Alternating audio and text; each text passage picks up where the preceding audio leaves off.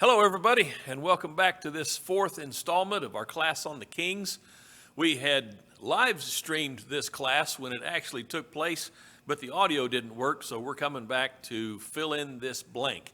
So if you're thinking, hey, he's got a different color shirt on than he had when I watched that, that's the reason why everything is a little bit different. But we're going back over our fourth lesson on the Kings, and what we're doing here is reviewing from the third lesson. So what does the number 6,003 or 603,550 mean to you? And this is going back to the book of Numbers, chapter 1, verse 46. And of course, this number is the number of Israelites that came out of Egypt when the Israelites left under the leadership of Moses. And of course, this number does not represent all of the Israelites. This is the count of fighting men. And to be a fighting man, you had to be in good health, sufficient health to fight, and you had to be above the age of 20 years old and upward. You could be a fighting man. Now, this number also does not include any of the Levites. The Levites were not numbered to be among fighting men. Their job was completely different from all the other tribes, so they are not in this number. So you take this number and figure that this is the number of men they had in Israel 20 years old and upward who were fit to fight, and you got to figure from that, and you can speculate as to how many Israelites there were in total, but we're not given a total number. We're given this number, and we have to speculate how many there were actually coming out of Israel from that. Now, with that little bit of history, who was it that Israel rejected when they asked for a king? And the answer to that is they rejected God. This is what God tells Samuel. Samuel went to God complaining that Israel had rejected him, but God said, no, let me straighten you out. They haven't rejected you, they've rejected me. And God, as a matter of fact, says at that point that they've been rejecting him ever since they came out of Egypt. They've been worshiping other gods besides him. And so this was the problem that Israel has had all along. And by the way, would continue to have throughout the period of the kings, when they would worship other gods as well as the true and living God. So God was the one rejected in favor of a king, not Samuel. Who selected Saul to be the first king? And the answer to this question is God is the one who selected Saul. When we look at 1 Samuel chapter 9, verses 16 and 17, this is what we read. And about this time tomorrow, God says to Samuel, I will send you a man from the land of Benjamin. You shall anoint him to be prince over my people Israel. And he will deliver my people from the hand of the Philistines, for I have regarded my people because their cry has come to me. And when Samuel saw Saul, the Lord said to him, Behold, the man of whom I spoke to you, this one shall rule over my people. So God was the one who selected Saul. God sent Saul to Samuel to have Samuel anoint him. And in fact, that's what Samuel did, and Saul became the first king of Israel. How would you initially characterize Saul? Now, I know this is kind of a dangerous question because I'm asking you how you would initially characterize Saul, and you might characterize him anyway. I probably should ask, how do the scriptures initially characterize Saul? And the way they do, as God gives us a report about him that says he was probably starting out as a very humble person. Doesn't seem to be ambitious in any way politically or even militarily. He was making the claim of himself that he was of the smallest family and the smallest tribe and had no worthiness in that regard. He also was hiding among the baggage when they went to get him to make him king. So there was nothing about Saul where he would push his chest out, grab his lapels, and say, yeah, I'm the guy, make me your king. Wasn't like that. Wasn't like that at all as we get the picture from the scriptures. That's our initial characterization of Saul. So what were the two main failures of Saul early in his ministry as he became king? And we read about these in chapters 13 and chapter 15. In chapter 13, Saul is going to war against the Philistines, and Samuel instructs Saul to wait until he shows up, until Samuel shows up, so that he might offer sacrifice before they go into battle. And it's getting later, it's getting later, it's getting later. And Samuel's not showing up, and Saul's getting worried, and his people are fleeing because they're afraid, and the anticipation for this fight is building. They're running off and hiding themselves, and Saul sees his soldiers abandoning their post and gets afraid. And so he says he forces himself to make the burnt offering. And of course, as soon as he does, that's when Samuel shows up and says, "What have you done? You were supposed to wait until I got here. You failed to do that. You've lost faith in God, and therefore God has refused you now as king." And he's looking for a man who is after his own heart. This is the message that Saul gets from Samuel that is actually from God. Verse 14 of chapter 13 says this, "But now your kingdom shall not endure. The Lord has sought out for himself a man after his own heart, and the Lord has appointed him as ruler over his people, because you have not kept what the Lord commanded you." So God, through Samuel, is letting Saul know right there, I've already selected another man to be king in your place, and he has been anointed to be king. He's going to be the one. He's selected. It's no longer you. Essentially, you need to step down and let him take your place, but that's not, of course, what happens. And then in chapter 15, Saul is again going to war. He's been commanded to go to war against the Amalekites. They were supposed to have been punished years before this, but the failure to punish them has now come down to the point where it's Saul's responsibility. And he goes after the Amalekites, but he does not completely fulfill his instructions to destroy them all and wipe out everything they've got. Instead, he brings back Agag the king, and he brings back the best and choicest of their flock. And he says that he listened to the voice of the people because they were saying, let's do this. And besides, the argument was, we'll take the best that we've got and we'll sacrifice that to God. Won't that be a wonderful thing to do? Which, in fact, is a great lesson for us in the 21st century. We need to understand that worship, as we offer it to God, needs to be according to his will and never according to our will. When God gives us an instruction or provides us with an example, that instruction, that example is what we should follow exactly out of our reverence for him, out of our faith in him, rather than taking it upon ourselves to do something differently that we might think would provide more honor for God. That was Saul's mistake. That was the mistake that he made in listening to the voice of the people rather than in listening to the voice of God. And so that was his second big mistake to make as king. So now we've got David. Samuel is sent to the household of David to anoint him to be the next king over Israel. He is the son of a man named Jesse, and they are Bethlehemites. Interesting that they are Bethlehemites. Where would Jesus be born? Of course, Jesus would be born in Bethlehem of Judea. This is the first city of David, if you will, although Bethlehem's not really a city.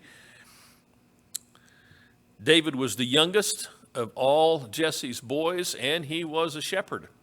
When Samuel shows up at Jesse's home to anoint one of his sons as king, Samuel doesn't know who he's going there to anoint. He just knows that God has sent him there to anoint one of Jesse's boys. And so he sees Eliab, he sees the oldest, and he thinks, this surely must be the one. And God says, hey, that's not the one. Remember, I'm looking for a man after my own heart. I do not look on the physical appearance.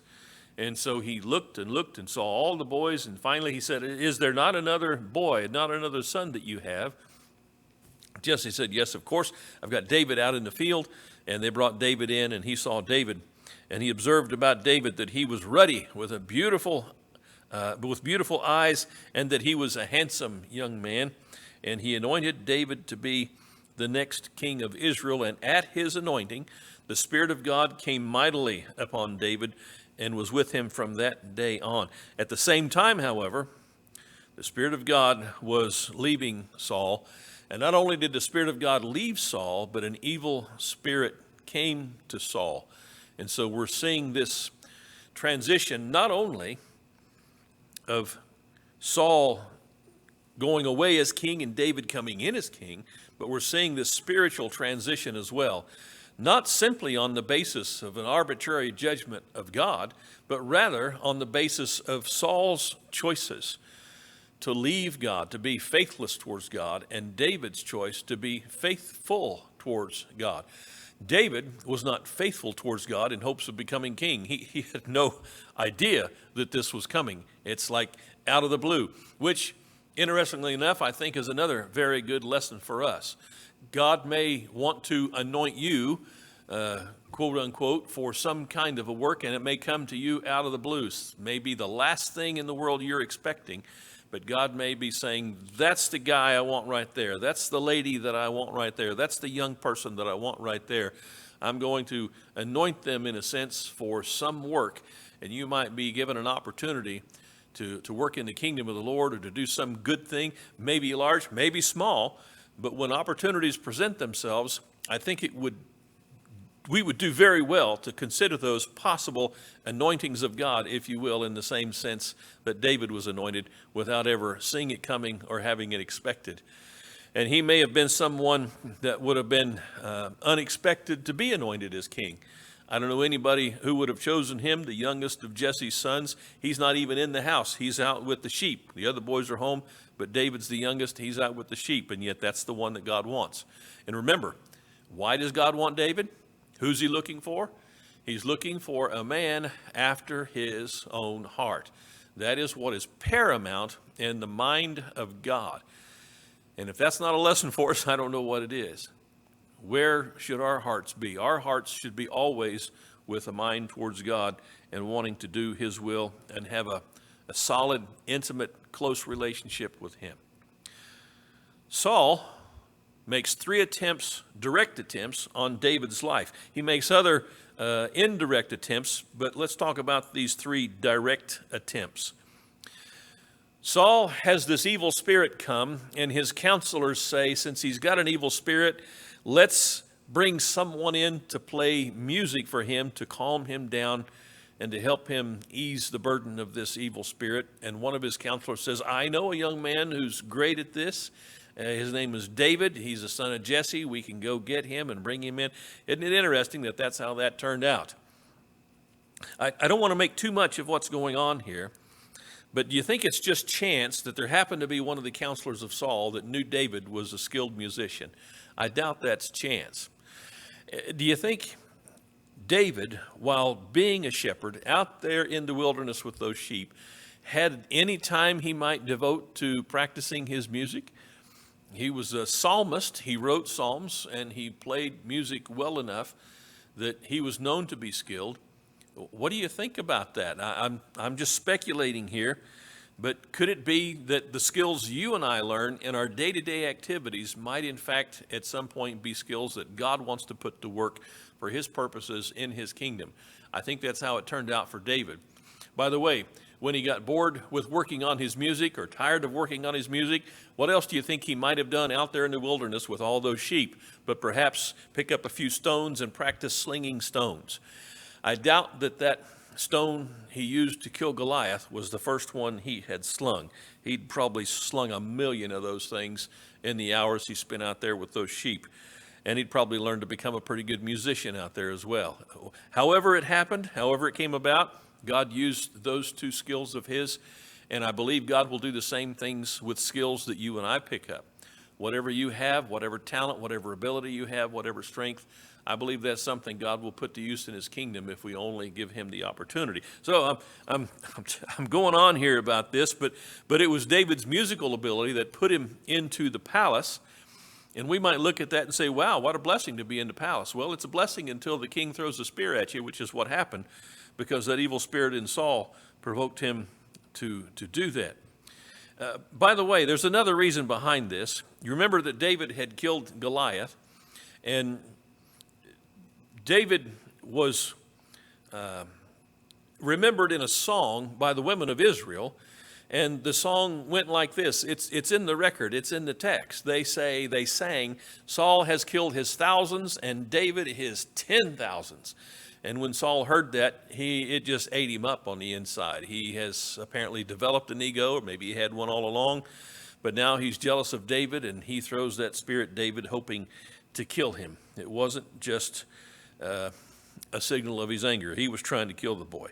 And then same thing. He throws another spear at him on another day when David is trying to minister to him musically.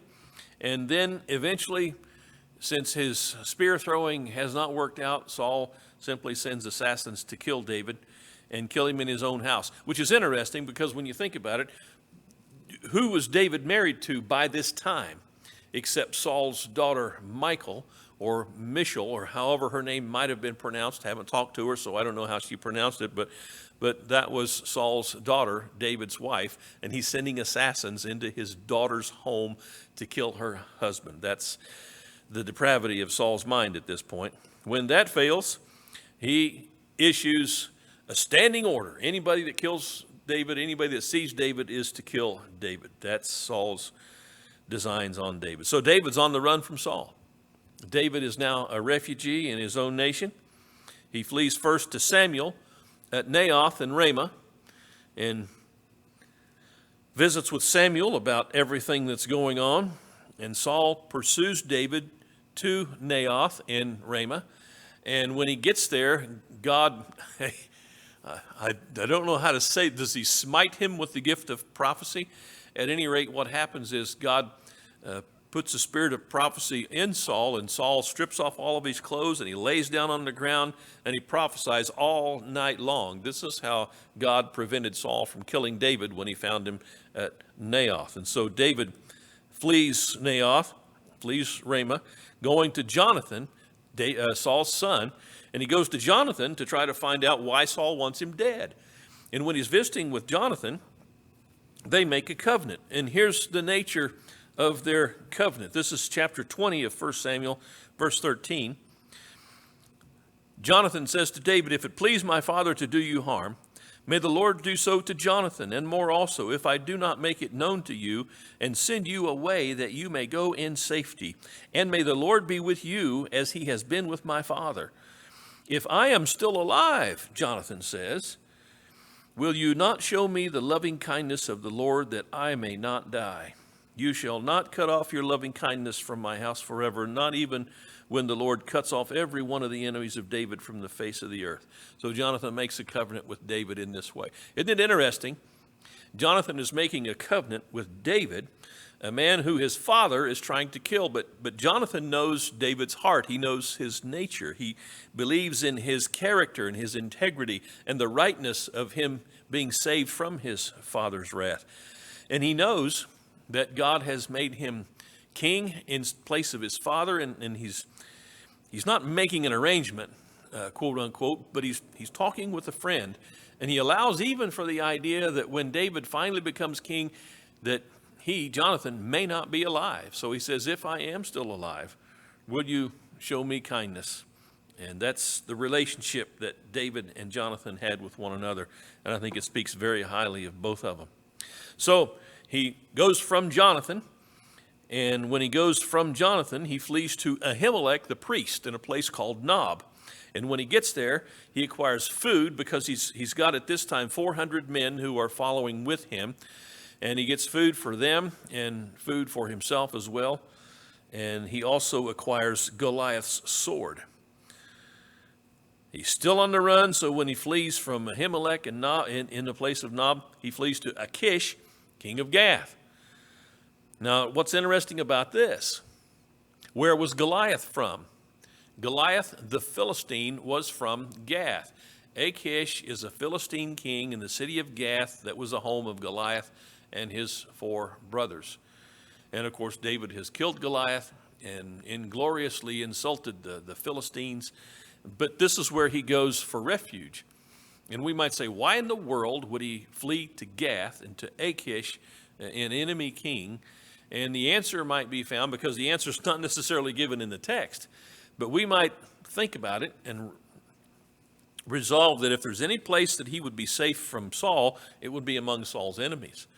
And perhaps that's why David goes here, hoping that Saul will not pursue him into the Philistine territory of Gath. At any rate, while he is in Gath, to spare himself from Achish, the Philistine king, he feigns madness. He drools on his beard and he scribbles on the doors and walls. And Achish says, "Do I not have enough crazy guys around here that you're bringing this one in from a foreign place?" And anyway, that's how David saved himself in Achish's court. Well, from there, he flees to the cave of Adullam, and he is joined at the cave of Adullam by his father's household. This is chapter 22 and verse 1. They all assemble there with him, and this is what it says. David departed, this is chapter 22, verse 1, departed from there and escaped to the cave of Adullam, and when his brothers and all his father's household heard of it, they went down there to him. Everyone who was in distress, everyone who was discontented, gathered to David, and he became captain over them. Now there was about 400 men with him. So you get this picture of all these guys in Israel who are unhappy with the way things are and who are discontent. They're leaving their homes, some of them taking their families with them, and they're going to assemble themselves and join themselves to David, who is a refugee himself. It says, David went from there to Mizpah of Moab, and he said to the king of Moab, please let my father and my mother come and stay with you until I know what God will do for me. So he's got 400 men following him. And in Mizpah, when he goes there next, he makes arrangements for the king of Moab to provide for his parents' safety. This is foremost in his mind. He wants his family to be well, and he's probably afraid that Saul will come and wipe out his family since he can't find David, and so he's brought his family down there so that they might be kept safe while he is on the run. This is where Gad, the prophet, enters the account, and he warns David to flee to Judah. With all of this going on, what's going on with Saul as an individual, as a human being? What is happening with his spirit, with his soul? This gives us a window into that. The king says to Doeg, Doeg, by the way, is an Edomite. When David went to visit Ahimelech, the priest in Nob, Doeg the Edomite was there, and David saw him there. And so Doeg was a witness to Ahimelech feeding David and his men and giving David the sword of Goliath. And so Doeg is now back in Saul's court, and Saul, well, let's just read it. The king said to Doeg, you turn around and attack the priests. And Doeg the Edomite turned around and attacked the priest, and he killed that day 85 men who wore the linen ephod, and he struck Nob, the city of the priests, with the edge of the sword, both men and women, children and infants, also oxen, donkeys, and sheep he struck with the edge of the sword. Now try to wrap your mind around this. Saul thinks Ahimelech, the priest of God, is his enemy. And he doesn't simply want to kill Ahimelech. He has all 85 of God's priests brought before him, and he slays them all. He first orders his own men to kill them, but his own men say, no, we will not lift our hands against the priests of God. They were afraid to do that. But here's this Edomite, Doeg.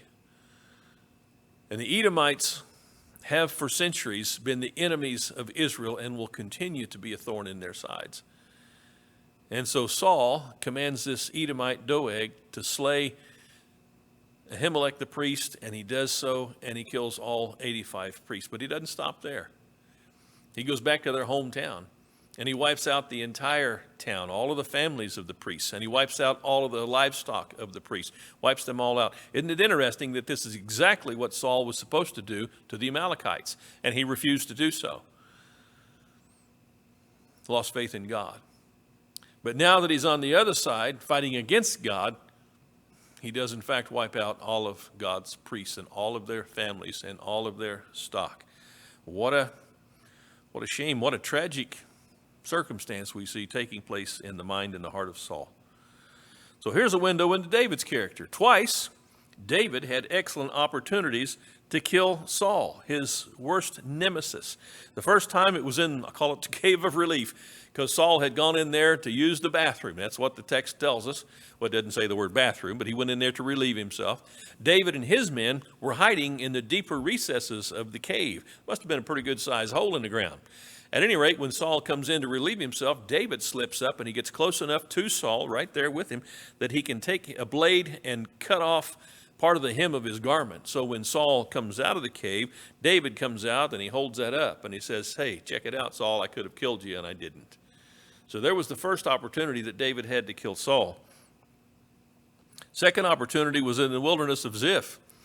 Saul had repented when he saw that David was holding up the piece of his garment, and Saul left from following David, but then he picks up the pursuit later. He has a reverse repentance, a reverse change of heart, and he picks up the chase again, and he's in the wilderness of Ziph, and it's night, and his men are camping, and he's in the center of the camp, and David and some of his men go down into the center of the camp, and right next to Saul was a spear and a cruse, or a bottle of water.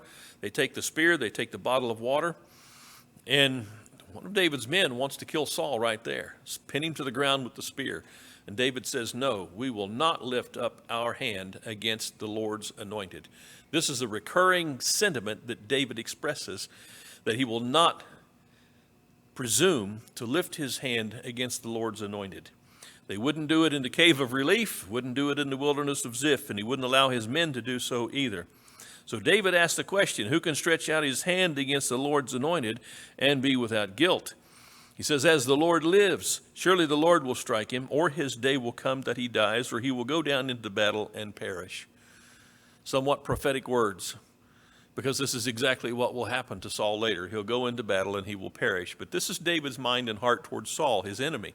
He could have killed him twice, but instead he says, no, this is the Lord's doing. This is the Lord's man. God has anointed him, and God will take care of him. He'll do for him whatever needs done. I do not need to presume to take it upon myself to kill Saul. I'm going to leave that to the hands of God. Isn't that what Jesus teaches us, and what the Apostle Paul teaches us about revenge? Do not take revenge upon ourselves, but leave that to the Lord, because it belongs to him, and he will avenge us.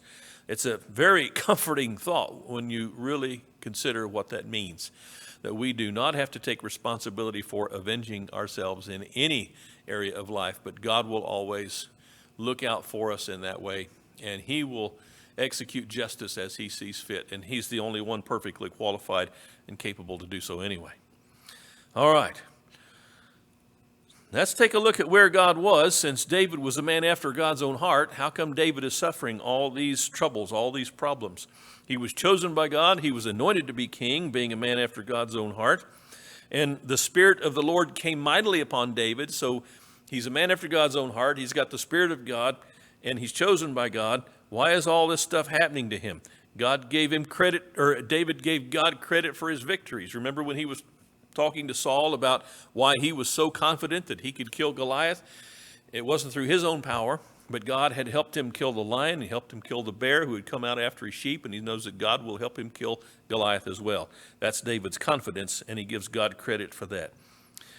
David has no political ambitions whatsoever, yet God allows all of these horrible things to happen to David, all these difficulties in his life. This ought to be a lesson for us as we go through life and we find ourselves struggling from day to day with whatever comes our way. We must realize that this happens to godly people in the world as well as others. It happens to godly people sometimes specifically because they are godly. This is exactly what we read in the book of Job. The first chapter of Job makes it clear to the reader that Job was a righteous man, as righteous, if not above the righteousness of everybody else on the face of the earth. And yet the book of Job is all about his sufferings and his maintaining his faith throughout those sufferings. And this is the story of David as well. What does David's life teach us about Jesus? Let's make a few comparisons here. David was anointed to be king. Jesus anointed to be king. King of kings, Lord of lords, as a matter of fact. David does good and evil at every turn. He's always doing something good, always doing something right, always being a servant to someone in some capacity. And that's exactly what we see in Jesus. He does good and never evil at every turn. David is persecuted without cause. There's no reason for Saul to persecute him other than Saul's own perceived egotistical problems. And Jesus was persecuted without cause. David didn't have anywhere to lay his head. He was a wanderer, not a wanderer, but a fugitive rather, because Saul was persecuting him. And what was it that Jesus said? The foxes have holes, the birds have nests, but the Son of Man has nowhere to lay his head. Isn't that an interesting parallel in the lives of these two men? David had a bunch of ragtag followers. We see them being 400 in number, and that number grows to about 600, but they were the discontented, those who were not happy with the way things were going. They were following David, sort of a ragtag bunch, kind of like the apostles. Jesus did not pick men of wealth and influence and power. He picked fishermen. He picked a political zealot. He picked a tax collector, whom every Jew probably would have hated. He picked men to do his work that probably wouldn't have been expected. And so David had his bunch of followers, and Jesus had his followers as well. David refuses to do evil in order to help himself. And Jesus did the same. So many opportunities Jesus had to strike back at his enemies. Even when the devil was tempting him, hey, since you're the Son of God, command that these stones be made bread. And Jesus could have done that. That would have been a great temptation for him. In fact, it must have been a great temptation. If he didn't want to do it, there wouldn't have been a temptation, and it wouldn't have been a struggle that he had that helps us to understand that he understands our struggles. But Jesus didn't turn those stones to bread at the behest of Satan. That would have been wrong, and he resisted that wrong. He didn't help himself by using his miraculous godly powers to do so. David was rejected by those who should have been the ones doing God's will, and that's exactly what happened with Jesus. Who was it that rejected him? But the high priest, the scribes, the Pharisees, and I'm about to reject this fly that's buzzing around me here. He's going to meet his maker shortly if he gets close enough. Did I just finish the lesson? Hey, I just finished the lesson. I didn't realize that was the last slide, but that's the last slide. So bless your hearts. You've been patient with me through this retelling of lesson number 4 in the Kings. And if you go from here to lesson number 5, if you haven't looked at number 5 yet, hopefully that review will be of things you got in this lesson that you'll remember, and it will be of great benefit to you. Thank you so much for listening to this lesson. May God bless you in your continued study of His Word.